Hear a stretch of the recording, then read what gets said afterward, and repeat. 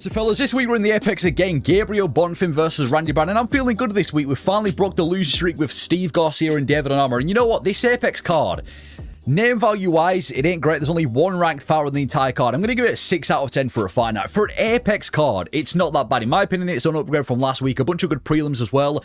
If you're a fan of MMA, and I don't want to be one of these fake hardcore fans, but if you are a hardcore fan, this is pretty decent for an Apex card. Main event's a bit disappointing, but it is what it is. We'll go in there with the first fight. We've got Miles Johns versus Daniel Marcos. Now, Miles Johns was actually a nurse, a graduate nurse before MMA, but he went undefeated on the regional scene, becoming a champion by beating Adrian Yanez, who's also on this card. He gets a finish on the Contender Series, gets a decision win in his UFC debut. After that, he ends up getting finished by Mario Batista. He then gets 2 finishes in a row, both by knockout, gets submitted in his next fight, and then since then, he's gone 3-2 with a no contest there and there as well. Now, he's on a 2-fight losing streak, losing a split decision to G Matsumoto, as he takes on Daniel Marcos. Now, Daniel Marcos, big, again, undefeated on the regional scene, becoming a champion just like Miles Johns. Got a win on the Contender Series, gets a finish in his UFC debut, a win over David Grant in his second fight, but that win over David Grant was, you know, one of the biggest robberies of 2023. Very controversial win. And then since then, he's gone 2-1 with another no contest over Archie Long, losing to Montel Jackson in his most recent fight. The style of Miles Johns, he's a pressure striker who kind of spams overhand rights. I feel like Miles Johns, he's got a good striking style,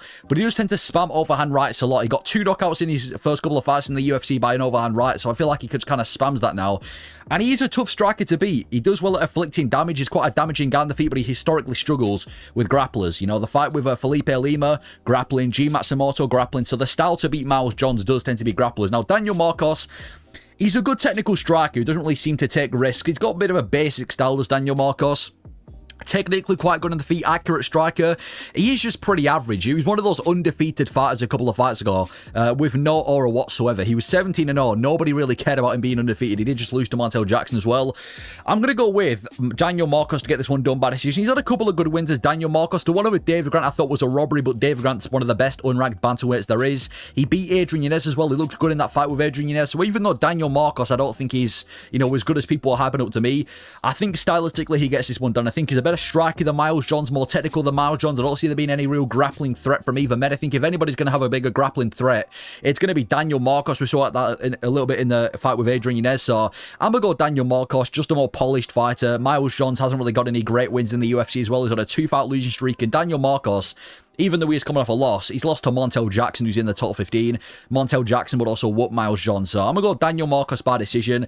Bit of a close fight, but I just think Marcos is more well-rounded. Probably gets the job done by a pretty, I don't want to say dominant decision, but I'm going to go unanimous decision win for Daniel Marcos. Then we've got Robert Valentin versus Jackson Mcvey. Both guys fighting to dispute their first win in the UFC. Probably the most Apex fight he could have made anyway. Robert Valentin, decent career before the UFC, then comes through on the Ultimate Fighter, the Shevchenko versus Grasso season, gets 2 finishes in the first round in the Ultimate Fighter, but loses the finale to Ryan Lauder as he got ground and pounded. And so far in the UFC, he's 0-2, getting knocked out brutally by a Tecia Gotti a couple of months back at UFC 318 as he takes on Jackson Mcvey. Now, Jackson Mcvey, undefeated on the regional scene with a 100% finishing rate, and he lost to Bruno Silva in his Bruno Hyder in his debut by finish in the UFC. Now, the style of Robert Valentin, he's a BJJ grappler. He wants to take the fight down and look for submission openings. That's kind of the style of Robert Valentin. Submission game, take the fight down, look for subs. He has got power. We saw this on the Ultimate Fight where he flatlined his opponent in about 20 seconds, but he's a pretty weak striker overall. When he fought a Tecia Gotti, he kept inviting strikes, and like an idiot, he got knocked out for it. So quite weak on the feet. Now, Jackson Mcvey, he's also a bit of a grappler. On the feet, he's very rangy. He uses his kicks at range. He's quite a kicky guy, but he's very slow. His striking is so slow. It wouldn't surprise me if Valentin catches a kick and takes him down. And like I said, he's predominantly a grappler, and he was a grappler on the regional scene, but he looked awful in his debut. Now, fair enough, it was on short notice against Bruno Hyder, but he got submitted. He didn't look great in his debut, so I'm expecting Robert Valentin to get this one done. I'm going to go with submission in the first round. I think it is going to take place on the ground. Both of them are quite mid-strikers. I think if anybody's the better striker, it's probably going to be Valentin. You know, he didn't look bad on the feet against Torres Finney. We saw him look good on the Ultimate Fighter where he slept some of his opponents as well. So Robert Valentin hasn't looked bad on the feet, and on the ground, I just think Valentin's a better grappler. Jackson Mcvey didn't look good on the ground in his debut, and even though Valentin's not really been able to get going with his grappling so far in the UFC, Ryan Lauder, great grappler, a Tecia Gotti in the middleweight, and Ngannou, Torres Finney wasn't able to really do any damage against the cage. There was an argument that Robert Valentin actually won that fight as well, so I'm going to go Valentin by sub. This should be a winnable fight for Valentin. Regardless, whoever loses this fight is getting cut from the UFC, but this is probably the easiest fight you could give to Robert Valentin. I'm going to go sub in the first round, beats him on the feet, initiates the grappling, takes the fight down, and gets the submission of a Jackson Mcvey.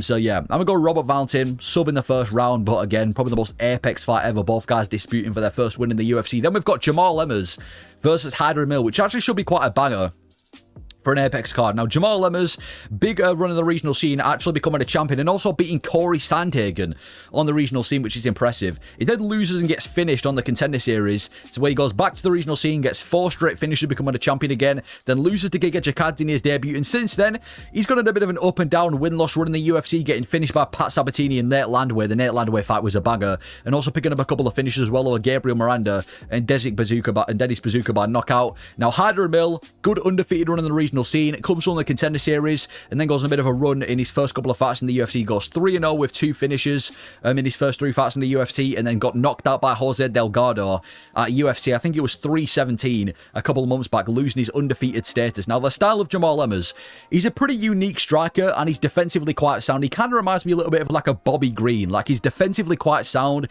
He's a really good boxer, heavy-handed as well, and he just comes to brawl every time. He does a bit of a questionable chin. We've seen him get finished a couple of times with that fight with Nate Landwehr, he got flatlined. I'm not going to say he's a bad chin, but he has got that brawly style. He kind of gasses out as the fight goes on, but quite fun. Hyder, same thing. Hyder really fun, man. The guy's constantly in your face, looking to throw down, constantly applying the pressure. Essentially, he's a violent boxer who swings for the fences with great stamina. He's one of the best 3-round fighters unranked in the featherweight division. Just walks forward, throws down, good stamina, and he's just super exciting to watch. He didn't just obviously get chinned by Delgado, which isn't much shame, so it's a tough fight. I do think it's going to be a really fun fight. Like I said, they both come to brawl. They both come to fire down. I do worry a little bit about the chin of Hyder because, like I said, he was just got chinned brutally by Delgado. Emmers is a hard-hitting guy, but I'm going to go with Amil to get this one done by decision. I think it's going to be a fucking war. I just trust the durability of Hyder. We saw in the fight with Sung Yo Lee, where Hyder looked great on the feet. He was tagging him. I think he hit like 20 significant strikes within a couple of seconds. He's got a good accuracy, man. In the fight with William Gomes as well, a tall, rangy kickboxer, just walked him down and beat the crap out of him as well. So Hyder, I do rate him on the feet, and I think his stamina across 3 rounds is great. No problem going 3 rounds at a high pace. With Jamal Emmers, I do feel like he's a little bit more dangerous. He's got that power in his hands. He's got good boxing. Hasn't really got any good wins in the UFC. He's got a couple of bad losses as well. Nate Landwehr, I know he's powerful, but he's not the highest level guy. Jack Jenkins, quite a low level guy too. So as good as Jamal Emmers might look, he hasn't really beat anybody good in that. I don't really trust the gas tank as well of Jamal Emmers. I think if he gets into the later rounds, which he probably will, I trust Amil to put the pressure on. So I'm going to go with Amil. I think he walks down Jamal Emmers, puts the pressure on, lands the bigger shots. It will be a scrap. I think it'll be quite back and forth, but I just rate Hyder more. He's been facing tougher guys. He's got better stamina, better technical striking. The only way I would favour Jamal Emmers in this fight is because of the chin of Amil. But again, Jamal Emmers also has a bit of a questionable chin. We just don't get knocked out by Landwehr a couple of fights ago. So should be a banger. I'm going to go Hyder Amil by decision. Then we've got Josh Hokit making his UFC debut against Jack Geminis, also making his debut now. Josh Hokit with a 100% finishing rate, half of them KOs, half of them submissions, obviously undefeated on the regional scene over at LFA. It gets a finish on the Contender Series. He's one of the bigger characters in the heavyweight division as well. He tries putting on this kind of Hulk Hogan-esque persona. He's a loudmouth on Twitter as well, so he's kind of trying to bring some personality to the heavyweight division. Now, Max Geminis, massive BJJ background. I don't think there's been many fighters in the UFC modern history with a BJJ background as big as him. He's fought some massive names in BJJ, winning, well, not winning any serious tournaments or anything, but winning a couple of medals in certain tournaments. So far in MMA, every single one of his wins by finish, with only 1 loss to David White as he makes his debut in the UFC. The style of Josh Hokit, he's a former 2-time NCAA wrestler, so comes from this big wrestling background, collegiate wrestler as well. So that's kind of his style. And he's quite athletic for the heavyweight division. I'm not saying he's in shape, but he's quite athletic for the division. Got some pretty dangerous ground game as well, does Josh Hokit. So even though I don't think he's going to be anything crazy, his ground game is pretty good. Now, Max Geminis, I mean, he's an elite G BJJ guy. Obviously, a Gi BJJ, that's what he comes from. He's got this big grappling background. You can assume his style. He's just yet to fight anybody good. He's completely unproved. He hasn't even fought in the Contender Series as well. He's gas tank. We don't know how it's going to be. We see it a lot when guys with a big BJJ background come over to the UFC. They end up looking shit. Well, their gas tank is awful. We saw it with Marcus Pacheco a couple of weeks back when he faced Marcin Padilla. He looked awful. So I'm going to go Josh Hokit by TKO in the first round. I'm kind of done picking these BJJ players to win coming over to the UFC. It's a different ballgame, man. They've never got a good gas tank. Their striking's always awful. They can't really take damage. Their wrestling's bad too, so I've got to go with Josh Hokit. He came from the Contender Series, he's got a 100% finishing rate. He's fought in Bellator, he's fought in LFA, he's fought in some decent promotions. Evidently dangerous everywhere the fight goes, and I just don't see a world where Max Geminis wins this. If it goes into the later rounds, I'm going to favour the more athletic guy in Josh Hokit. On the feet, I'm going to favour Josh Hokit. On the ground, I think the wrestling's obviously going to go to Josh Hokit as well. Like I said, NCAA wrestler. And yeah, he's just been fighting in MMA a lot longer, so I've got to go with Hokit. 100% finished rate, came from the Contender Series. Max Geminis is a bit still unsolved. He was a gi grappler as well. He's not like a proper BJJ player. He comes from like a gi background. I know he's had a couple of fights in MMA so far, but UFC's a different ballgame, and everybody that Max Geminis is facing always has like losing records as well. So I'm gonna go Hokit by TKO. Probably rocks the mic afterwards, calling out some shit, calling some people out when he's got an octagon interview.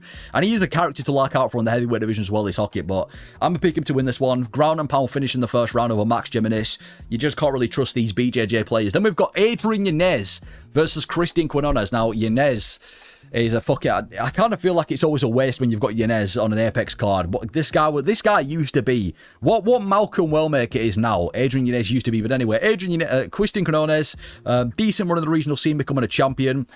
Gets a win in the Contender Series, gets a good finish in his debut in the UFC, and he's now lost his last two, both by finish. He hasn't fought since Feb of 2024 as well. He's nearly been out for 2 years as he takes on Adrian Yanez. Yanez, decent run in the regional scene, losing to Miles Johns as well, who's going to be on this card. Gets a good finish on the Contender Series, followed up by 5 straight wins, 4 of them being by finish.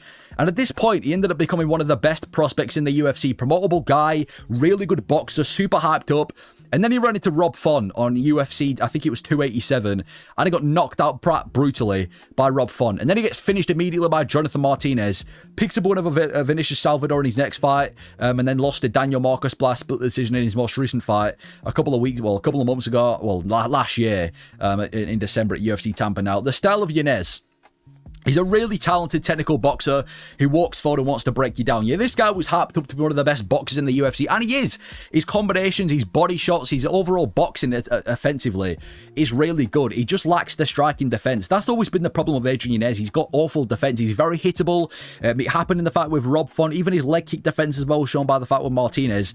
His defense is the biggest problem. Even when he's like exiting combinations, he leaves his chin right up in the air. So the defense is the biggest problem with Yanez. Now, Quinonez, it doesn't really matter. Yanez is getting him. Quinonez just seems like a bit of a layup. He's got pretty weak grappling. His stand-up hasn't really shown to be anything crazy. Very average level fighter. I'm going to go with Yanez by TKO in the first round. This just does seem like a bit of a layup for Yanez. And Yanez has beaten some decent guys before as well, man. Like the win over Davey Grant a couple of years back as well.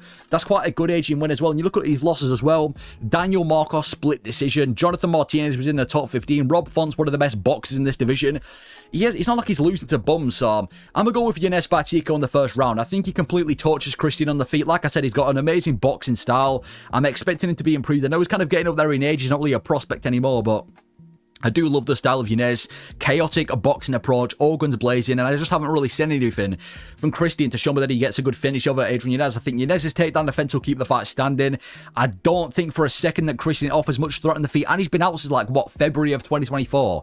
Nearly 2 years he's been inactive as well, so I'm going to go with Yanez. TK on the first round, gets the job done. Yeah, I just think he's still a slick boxer.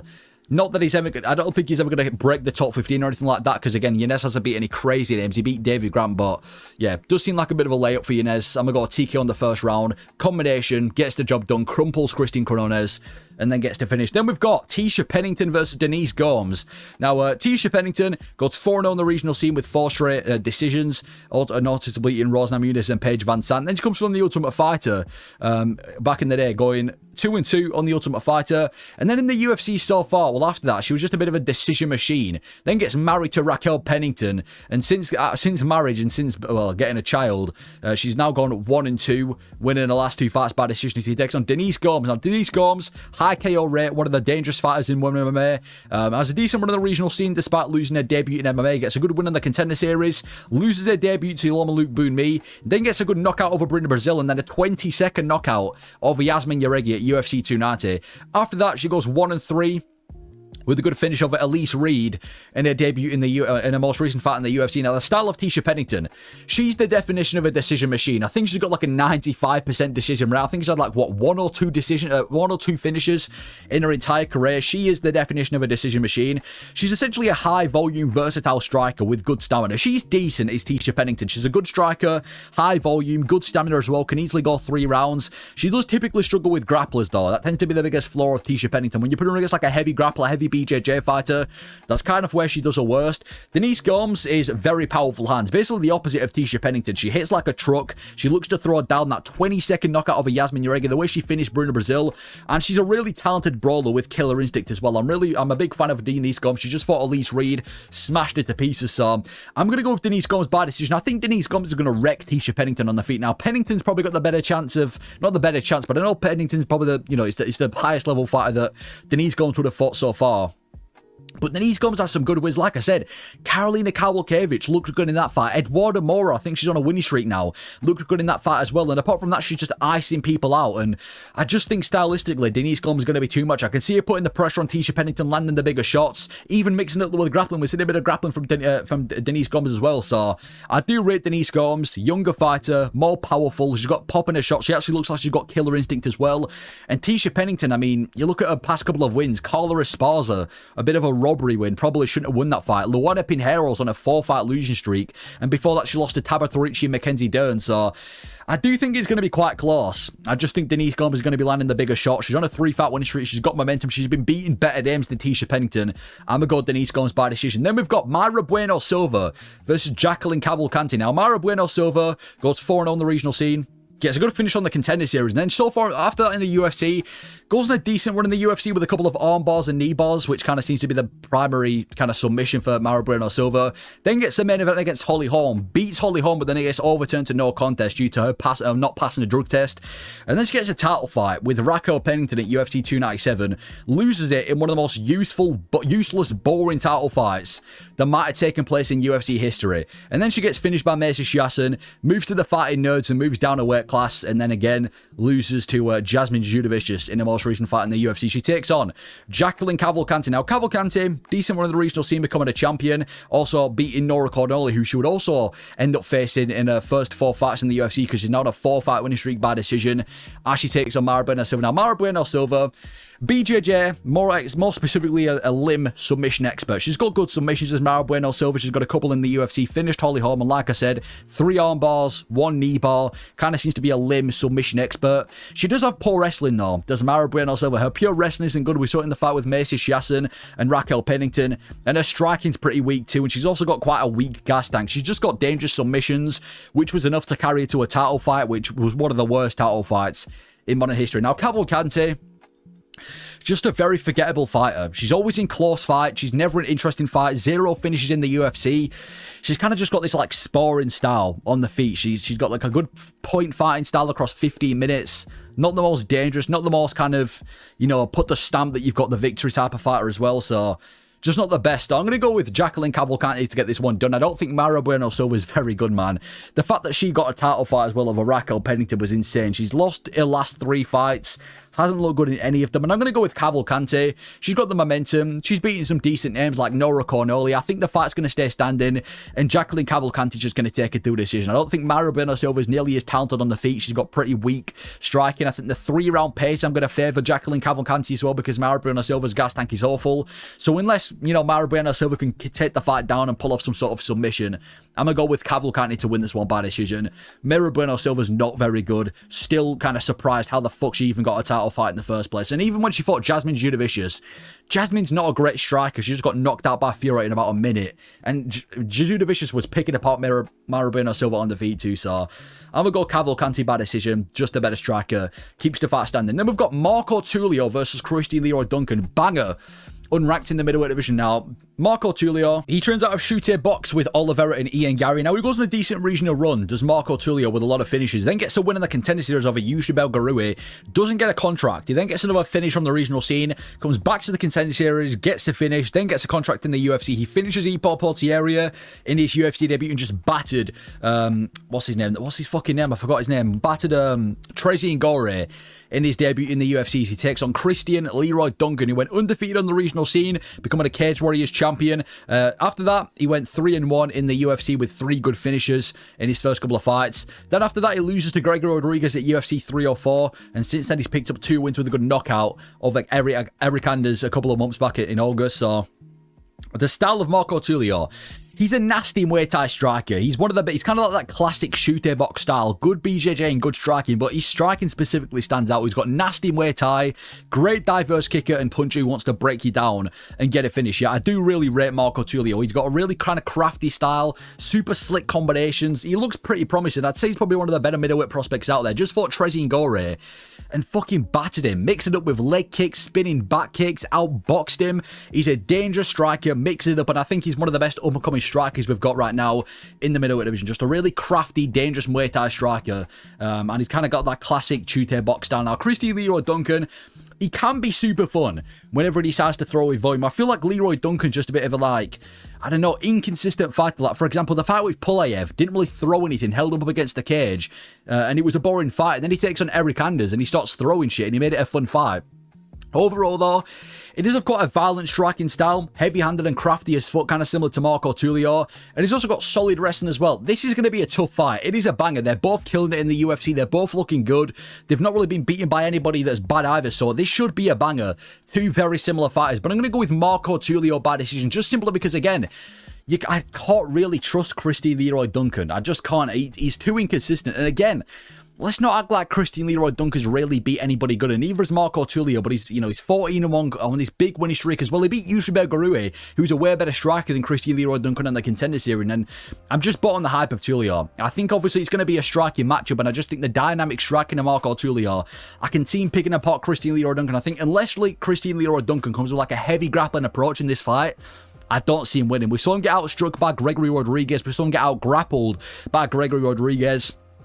Hasn't looked amazing in too many of his fights. Well, he has looked amazing, but he's not really beating anybody too good as well. It should be back and forth. I'm expecting them both to have moments. I rate the striking of Marco Tulio. He's beat better strikers than Leroy Duncan. He's dynamic. He's got the momentum. He's training out of Shooter box. It should be a banger, but I'm going to go with Marco Tulio by decision. Just looks the better striker. I don't think he gets the finish over Leroy Duncan. I think Leroy Duncan's smart enough to survive. We fought Gregory Rodriguez and didn't get finished either, so I do think it will be a very close banger fight, but I just rate Marco Tulio a little bit more. He's one of my favourite middleweight prospects, so I'm going to go Marco Tulio by decision. Then we've got Muslim Salikhov versus Uros Medic. I don't understand. Muslim Salikhov gets 3 finishes in a row, three wins in a row with 2 finishes, and the UFC decided to stick him in the apex. Doesn't really make too much sense, but Muslim Salikhov is the king of Kung Fu. Comes from this big Taekwondo and Kung Fu and Sanda background in his early career.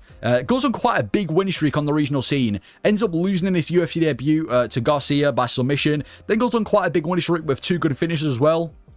Then gets knocked out by Li Jingliang, and then gets a good knockout himself after that against Andre Fiallo. Then he loses 2 fights, getting knocked out by Randy Brown, and since then he's picked up a good decision win over Santiago Ponzinibbio, a good spinning wheel kick KO over Song Kaden, and just got a really good knockout over Carlos Leal as well in his most recent fight at 31 years old as well, which is impressive, but probably one of the best veteran right now in the UFC, and he's foot as fuck. Now, Uros Medic, a 100% finishing rate of all of his wins, 82% by KO. Obviously, undefeated on the regional scene. Gets a good KO on the contender series. And then after that, he's had a bit of an up and down running the UFC. He's been finished 3 times. Got a couple of good finishes himself. Been finished a few times as well. He's kind of like a kill or be killed fighter. The style of Muslim Salikhov, the king of Kung Fu. He's like this Taekwondo. He's got elite Taekwondo, especially for his age as well, being in the welterweight division at 41. He's an amazing kicker with a nasty spinning roundhouse. We saw it in that fight with Song Kaden. We saw it in the fight with Andre Fiallo. He's spinning attacks for Inter. He just got really good striking overall. Like I said, just counter knocked out Carlos Leal. So he seems to be pretty dangerous out there. And like I said, he's up there in age. You know, he's not exactly in his prime, but he's still dangerous on the feet. He's still quite dangerous. Got great, like I said, taekwondo, powerful dude. And I'm kind of surprised the UFC stuck him in the Apex. Now, Uros Medic, probably the best dance partner for Muslim Salikhov, apart from like a Stephen Wonderboy Thompson. He's like the definition of an all guns blazing fighter. He'll have a blast straight through his opponent and make it look easy, or he gets finished quick and there's no in between. He's essentially like a super fast, powerful kind of boxer. Really fast, really powerful, heavy hands, although he doesn't really have any chin. It takes one big doink across the chin of Uros Medic to finish him, and that's why I'm going to go with Muslim Salikhov to get the TKO in the first round. Bro, Muslim Salikhov's beating better guys than Uros Medic. Son Kanan knocked him out cold. Santiago Ponzinibbio beat him too. Carlos Leal was hyped up as well and was likely on steroids, and he knocked out Carlos Leal in the first round. I think Uros Medic is kind of like a tailor-made matchup to Muslim Salikhov. I can see Uros Medic applying the pressure to Muslim Salikhov, trying to get him against the cage, and then Muslim Salikhov just counters and knocks him out. I do think the striking is on the side of Muslim Salikhov. I think the danger is on the side of both of them. I think the chin is on the side of Muslim Salikhov as well, so I'm going to go with Muslim Salikhov by KO. It seems like Uros Medic is just a bit chinny these days. He got brutally slept by Punahele Soriano a couple of fights back. On the ground, he's been dominated before as well. And again, who is Uros Medic really beats that's good? Like, Gilbert Urbina was like 0-3 in the UFC. Tim Means is 45 years old. Matthew Semmelsberger's awful. Like, he's not really beating anybody good as well as Uros Medic, so I can see Muslim Salikhov catching the chin. He's on a 3-fight winning streak, ton of momentum, 2 brutal finishes back-to-back as well. Best veteran in the UFC. So I'm going to go with Muslim Salikhov by TKO in the first round. And you look who Salikhov has lost to as well. Randy Brown, he's this week's main event. Nicholas Dalby, one of the best unranked welterweights out there. So I'm gonna go Salikhov by TKO. I can see Uros Medic applying the pressure. Big counter shot. Muslim Salikhov clips him around the chin and knocks out Uros Medic. And hopefully, if Muslim Salikhov does that, we get the fight with Stephen Wonderboy Thompson, like some sort of fight night main event. I think that'll be a fucking banger. So I'm gonna go Salikhov, TKO in the first round, knocks out Uros Medic. Then we've got Ismael Bonfim versus Chris Padilla. Now, Ismael Bonfim is the brother of Gabriel Bonfim, who's in tonight's main event. Or not, I keep saying tonight, but this week's main event. Now, we had a good regional career, did Ismael Bonfim, losing to Renato Moicano on the regional scene, also becoming a champion. He gets a good win in the Contender Series, gets a really good flying knee KO over Terence McKinney in his debut in the UFC. Then he gets finished by Benmore St. Denise, and since then he's gone 1-1, losing by doctor stoppage to Nazim Sadikov. Now, Chris Padilla, I guess decent run on the regional scene, becoming a champion, gets 2 finishes to start off his UFC career, just got a split decision win over Jai Herbert in his most recent fight. Now, the style of Ismael Bonfim, he's a really well-rounded and dangerous guy, is Ismael Bonfim. He's a talented boxer with crazy combinations and a submission specialist. I actually think he's the better brother out of him and Gabriel. I think Gabriel's probably got the better pure grappling, but I think Bonfim's definitely better on the feet. He's got really good boxing, really dangerous on the feet, submission specialist himself as well. I do rate Ismael Bonfim quite a bit, and you look at his 2 losses in the UFC as well. Well, you look at his main loss as well, which was to, what's his name? Nazim Sadikov. Sadikov's killing it right now, so there's no shame in that. And for Chris Padilla, he's a pressure wrestler who utilizes damage on the ground. He wants to take the fight to the ground and rough people up, but he's overall quite a low-level striker who applies pressure to set up takedowns. We saw this in the fight with Jai Herbert, didn't do really anything on the feet. It was a bit of a staring contest where he managed to pick up a decision anyway. I'm going to go with Ismael Bonfim to win this one. I think Padilla might be a favourite in this fight, which is quite surprising. I assume he's a favourite because he's 3-0 in the UFC, but I mean, he hasn't really looked good in any of them. Wrong Zoo, I guess that's a good win, but it was a bit of an injury win, if anything. James Lontop is what it is. Jai Herbert's low level. And you look at, like I said, Bonfim's only 2 losses. He lost to fucking Benmore St. Denise and Sadikov. There's no shame in that. And I just think Bonfim's a lot better. You know, we just saw Padilla look bad against Jai Herbert. I think Bonfim's going to torture him, man. I can see Bonfim picking him apart on the feet.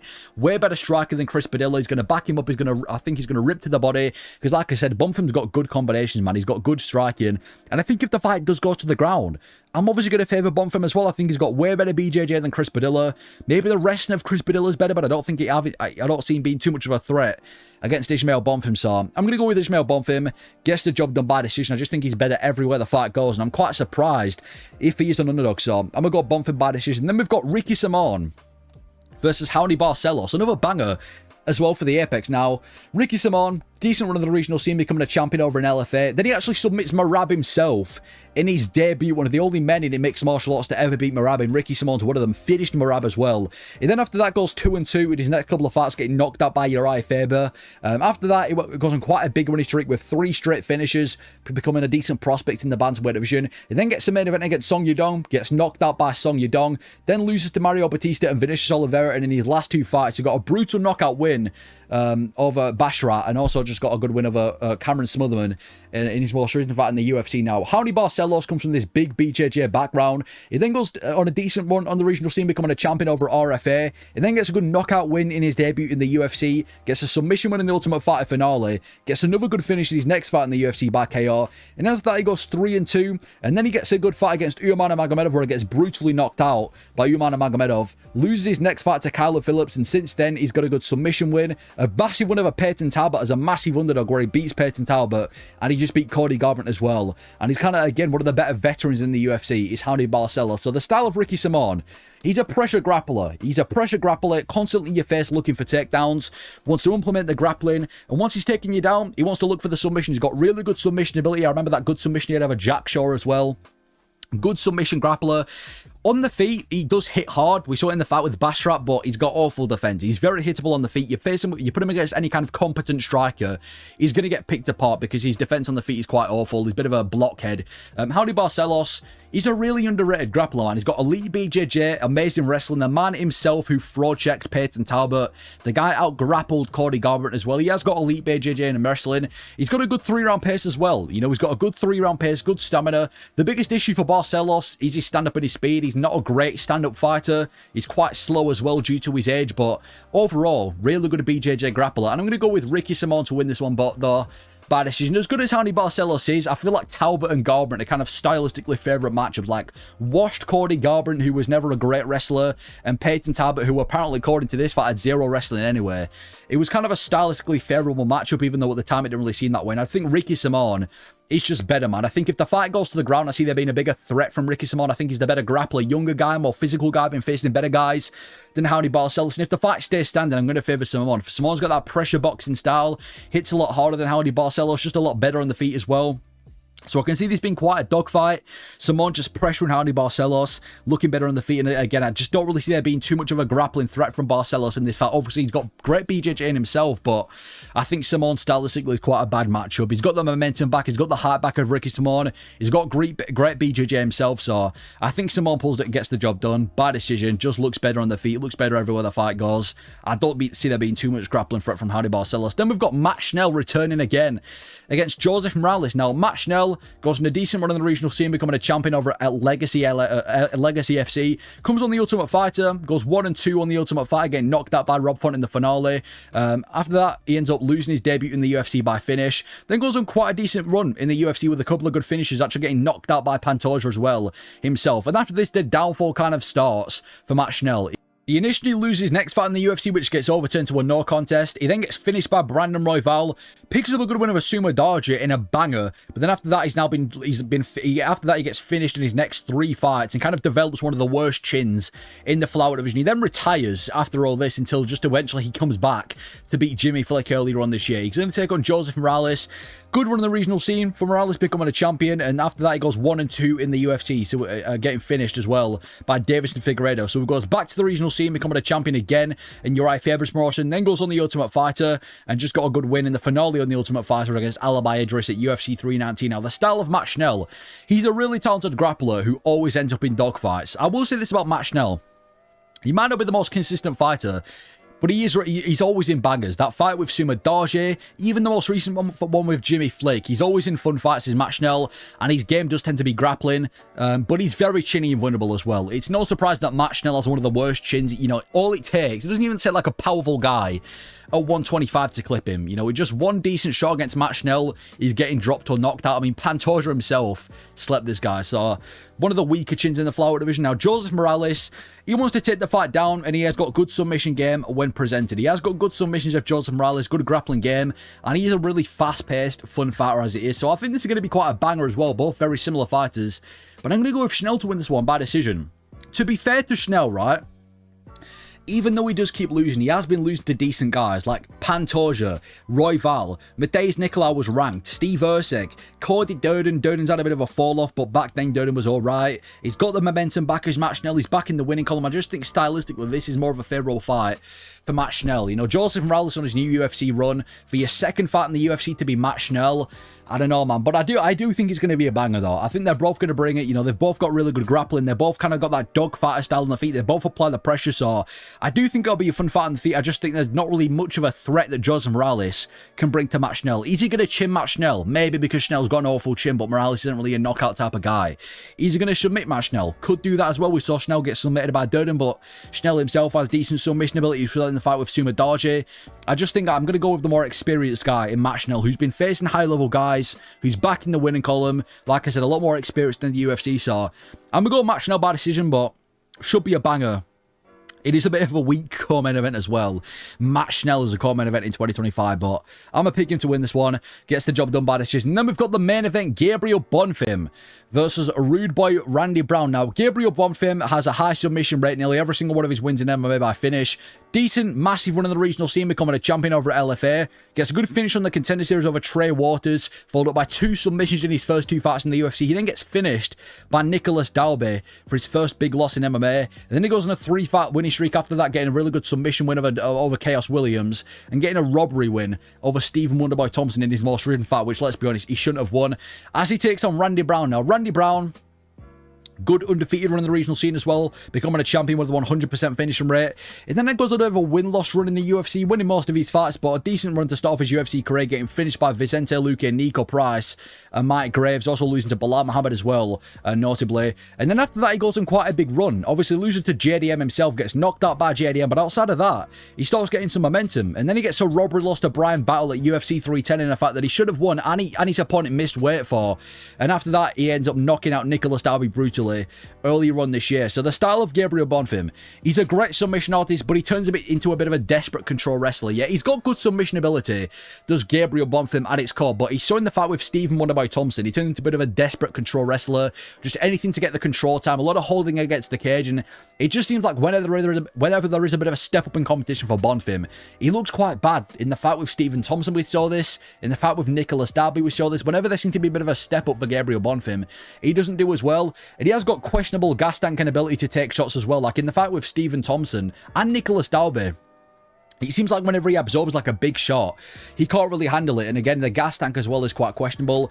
Randy Brown, very powerful, rangy kickboxer with like a sniper style on the feet. He kind of reminds me a bit of Kevin Holland. He's got that rangy kind of snipery style on the feet. Big for the division, 6'3", powerful dude. And he's a tricky striker to figure out, but he has got a terrible chin that holds him back. The biggest problem has always been the chin of Randy Brown, but he got chinned by Luque, chinned by JDM. It's always like one big shot on the feet to beat Randy Brown. You know it's bad on when there's a card with only one ranked fighter. That ranked fighter is Gabriel Bonfim, who probably shouldn't even be ranked in the first place. I feel like this fight is going to go similar to the Stephen Wonderboy Thompson fight, but on steroids. In other words, I just think this is going to be way too tough of a fight for Gabriel Bonfim. I just don't really rate him that much. Like, he beat Stephen Wonderboy Thompson by the skin of his teeth. Arguably, Stephen Wonderboy Thompson won that fight. I mean, he probably should have. And even in that fight, he nearly got finished by Thompson as well with the leg kicks. And I just think Randy Brown, he's younger, he's way more dangerous than Stephen Wonderboy Thompson, way more athletic, quicker too. So I'm going to go with Randy Brown to win this one by TKO in the 3rd round. I think Randy Brown's the best guy unranked in the welterweight division. I don't really think Gabriel Bonfim should be ranked. And I think Brown finishes him, man. Gabriel Bonfim hasn't really beaten anybody good. And you look at Randy Brown as well. He's in one of the best career spots he's ever been in. I think he's won like 10 or 8 of his last 10 fights or something like that. Like, he's won 4 of his last 5. His only loss was to Brian Battle. Brian Battle missed weight, and that was a bit of a robbery too. And before that, it was JDM himself. Apart from that, he's beating these guys. He knocked out Muslim Salikhov. We just went over. Salikhov's a great striker. Out-grappled Zaleski de Santos. Knocked out Nicholas Dalby as well. Gabriel Bonfim, I mean, you know, he got finished by Dalby a couple of fights ago, arguably lost to Stephen Wonderboy Thompson. This is the most dangerous guy he's had to face yet in Randy Brown. I think early on, maybe that Gabriel Bonfim could pick up a round. I can see him holding Randy Brown against the cage. We kind of saw Brian Battle do a bit of that, holding against the cage against Randy Brown. So I think the grappling of Gabriel Bonfim might take over early on. But as the fight goes on, I'm going to favour Randy Brown. I don't trust the gas tank of Gabriel Bonfim, first of all. Like I said, he was nearly dead in that 3rd round against Stephen Wonderboy Thompson. Nearly got finished. And he should have lost that fight.